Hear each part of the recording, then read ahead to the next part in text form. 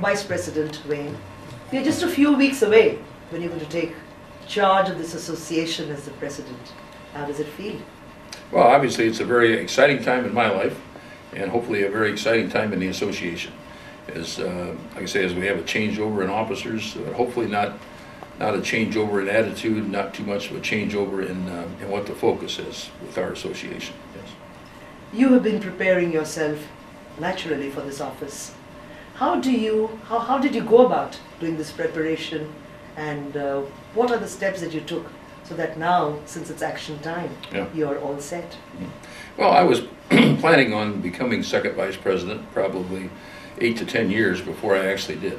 There's just a lot of things in your personal life that you need to get in order, your business life, just get everything lined up. And while you're doing that, you're also thinking, what would you like to do when you become president, and planning how your year is going to go along. You can't wait till the last minute, obviously. Even if you start when you become second vice president, you have a very short time. Now that we no longer have the third vice president year to get prepared, there are just so many things that you have to do. That sure, you have to be planning probably a couple years before you're even elected to be second vice president.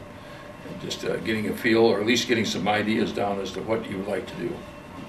So these last 2 years have been basically learning for you, or were you prepared for this? Well, I don't know that if you're ever prepared for it. You're certainly as prepared as you can be.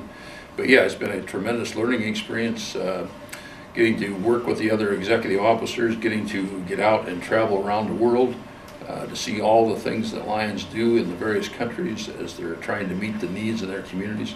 Just a very exciting experience. So, like I say, it's kind of a dual role. As you carry out the duties of being the second vice president, or now the first vice president, but at the same time getting yourself prepared to become president. Because even though you have 2 years, it goes by just like a click. And I'm sure that 1 year of presidentship will also go by even faster. I'm sure it will. So do you feel that 1 year is a very short time to really achieve what you would like to? Well, I think we've come up, through the system. You serve typically 1 year as a club president, 1 year as a district governor, 2 years as an international director, 4 years as an executive officer. So yeah, I think it's just the way our system has worked for almost 100 years now. It seems to be a very successful way. Fortunately, we have an outstanding staff at our Oak Brook office that keeps the continuity of the association going. But yeah, I think it's a system that has worked well for, like I say, almost 100 years, and will continue to work. Vice President, sir, we all understand that your focus is definitely going to be on service. That's what you've been speaking about. Anything else about your program that you would like to share? Well, what I've seen happening in my short time as an executive officer is our past President Scruggs put a real focus on service. Now President Tam has extended that focus on service and put an additional focus on our clubs, as he talks about my club and my family. And I want to take that just one step farther, because I feel that the club and our members are the most intricate, most important factors in our entire association. Without our members, without our clubs, we do not have an association. So yes, I tend to continue that focus on service, continue the focus on the club, and like I say, really dwell on the what's called the Club Excellence Award. As a former educator myself, I feel that the Club Excellence Award is just a great card of success. Any club that achieves that award is bound to have had a very good year.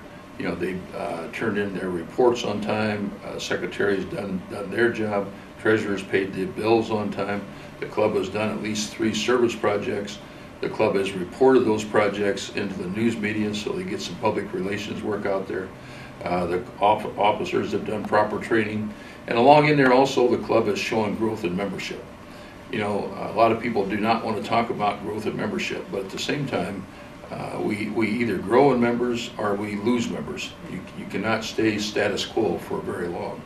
And if we continue to lose members in our clubs, eventually our clubs are going to fade away. So we have to focus, like a big focus on service, but we still have to have an objective to have some membership growth. Right, so club building would be a basic focus area for you. Club building, and just like I say, making our clubs stronger. And at the same time, as they become stronger, I think they become happier. The more successful you are in life, typically the more happier you are. And I think the same way with our clubs. Our clubs are just like they have personalities just like individuals. And when you're doing things up and moving and the club's busy and achieving a lot of success, I think you just have a happier club, and you have the kind of club that other people are going to want to be a part of. So one thing that you could point out that you would like to see changed in the clubs around the world, or maybe in the association around the world? Well, I would think if there's any one thing, would possibly be the accepting of new members into our clubs. Like I say, we obviously we need to grow, but I think too often times we feel that we get our new members and we just get them to work. We don't necessarily give them the opportunity to step in and be a part of our club's future, our club's growth, our club's changing some of the ways our clubs do things. But I think it's important that we communicate to our clubs that as you obtain new members, that you get them orientated into the club, you get them assigned to committees in the club, you allow them to express their opinions, and you listen and take their advice if it seems worthwhile. Yes. Yes. And anything else that you would like to share about what you would like to achieve during the year? Any message for the Lions that you would like them to do during the year? Sure. Well, like I say, we just like to see clubs continue their service to their community, continue their club growth, continue working as they have in the past, and to look at new avenues that will make their club stronger. Maybe do a community needs assessment a little more often. I would think at least every 2-year period, just to assess, are you really meeting the needs of your community? Like I say, while we talk about providing service, we don't want to provide the same service that we've provided for the last 30 or 40 or 50 years unless that service is really viable. So we want to be providing good, viable service, and also by providing viable service, I think the non-Lion members in our community will realize what we're doing, and many of those people will want to become a part of that effort. Great. Well, we've seen you so connected on the Facebook, and we'd love to see how you've always marked where you're going, giving us small little anecdotes. Would you continue to do that as well? Well, I certainly hope to. Obviously my time will become even more stringent, more strained as you assume the duties of the president. But yeah, hopefully I'll have time to continue to visit my Facebook, keep the Lions of the world updated on what I'm doing, where I see the association moving, and so on. But yeah, I hope to continue my Facebook efforts. Great. I think that's one very important thing. Yeah. That a human president and somebody who is in touch all the time. Thank you so much, Vice President. Well, thank you. Wonderful, and we wish you a wonderful year. Well, thank you very much, Sangeeta.